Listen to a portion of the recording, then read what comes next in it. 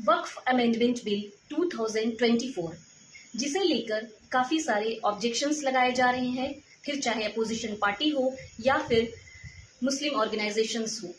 वहीं कुछ लोग इसे सपोर्ट भी कर रहे हैं। अभी यह ज्वाइंट पार्लिया कमेटी के पास भेजा गया है। इसे आइए हम जानते हैं उन फीचर्स के बारे में, उन मेजर की हाइलाइट्स के जो चेंजेस किए गए हैं उनके बारे में। लेकिन इससे पहले हम जानेंगे वक्फ क्या है।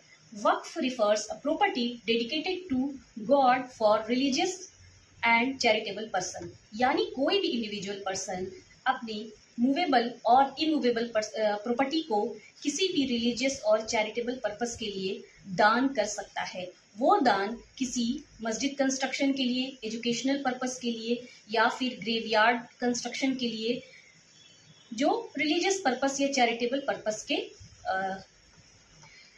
के लिए की गई हो। ये है इसे हम वक्फ कहते हैं। अब जो वक्फ है वो एक बार दान कर देने के बाद इसे दोबारा वापस नहीं लिया जाता, यानी वक्फ प्रॉपर्टी इज इरिवोकेबल। अब हम जानते हैं कि वो क्या चेंजेस किए गए हैं। टोटल 44 अमेंडमेंट्स किए गए हैं, जिनमें सबसे जो मेजर जो ऑब्जेक्शंस लगाए जा रहे हैं वो 1995 वक्फ बोर्ड एक्ट के सेक्शन 40 को लेकर हैं, जिसे अब एबॉलिश कर दिया गया है। आइए हम जानते हैं वो सेक्शन 40 क्या है। सेक्शन 40 यह कहता है कि कोई भी जो प्रॉपर्टी है वो वक्फ के लिए एलिजिबल है या नहीं है, यह वक्फ ही डिसाइड करेगा। यानी वक्फ बोर्ड के पास ही यह पावर है, सिर्फ उसके पास ये पावर है कि वो ये डिसाइड करे कि कोई भी प्रॉपर्टी जो है वो वक्फ के लिए एलिजिबल है या नहीं है। अब इसे हटाकर यह प्रोविजन किया गया है कि वक्फ के लिए एलिजिबल प्रॉपर्टी सिर्फ वही पर्सन इंडिविजुअल पर्सन ही डिसाइड करेगा जिसकी वो प्रॉपर्टी है, और जो रजिस्टर्ड प्रॉपर्टी है वही डिसाइड करेंगे। एक दूसरा जो चेंजेस किया गया है वह है रिप्रेजेंटेशन की बात करता है।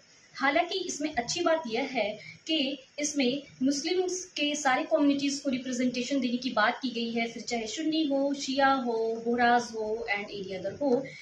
वहीं साथ में मुस्लिम वुमेन रिप्रेजेंटेशन की बात भी की गई है। इसके साथ साथ नॉन मुस्लिम्स को भी वक्फ बोर्ड में रिप्रेजेंटेशन का प्रोविजन किया गया है, जिसको लेकर कुछ लोग इस पे ऑब्जेक्शंस लगा रहे हैं। एक तीसरा जो मेजर जो चेंजेस है वो यह है कि पहले किसी भी प्रॉपर्टी को लेकर गवर्नमेंट और वक्फ बोर्ड के बीच किसी तरह का जो डिस्प्यूट होता था वो ट्रिब्यूनल में जाता था और ट्रिब्यूनल के फैसले के अगेंस्ट अपील नहीं होती थी। वहीं अब जो है डिस्ट्रिक्ट कलेक्टर को एम्पावर्ड किया गया है कि that he will work as an arbiter and he will decide the property, चाहे वो गवर्नमेंट की है या वक्फ बोर्ड की है। तो जो भी डिस्प्यूट्स है वो अब डिस्ट्रिक्ट कलेक्टर के ही सुपरविजन में होगा और इसकी प्रॉपर सर्वे होगी, जांच पड़ताल होगा। साथ ही जो अब ट्रिब्यूनल के अगेंस्ट अपील का प्रोविजन किया गया है, with in 90 days high court में अपील किया जा सकेगा। इसके साथ ही एक अच्छी बात यह मुझे लगी कि इसमें ऑडिटिंग की बात की गई है। किसी भी ऑर्गेनाइजेशन के स्मूथली चलने के लिए, ट्रांसपेरेंसी के लिए ऑडिटिंग का होना बहुत ही ज़रूरी है। इस प्रोविज़न में ऑडिटिंग की बात की गई है जो गवर्नमेंट कैग के थ्रू करेगी। रिटन एग्रीमेंट, नया प्रोविज़न रिटन एग्रीमेंट की बात करता है। पहले वक्फ को लेकर ओरल एग्रीमेंट होता था, वहीं अब वक्फनामा एक प्रॉपर वक्फनामा बनेगा और इसमें रिटन एग्रीमेंट का प्रोविज़न किया गया है। इसके साथ ही सेंट्रल वक्फ काउंसिल का प्रोविज़न है, वहीं स्टेट वक्फ बोर्ड का प्रोविज़न किया गया है।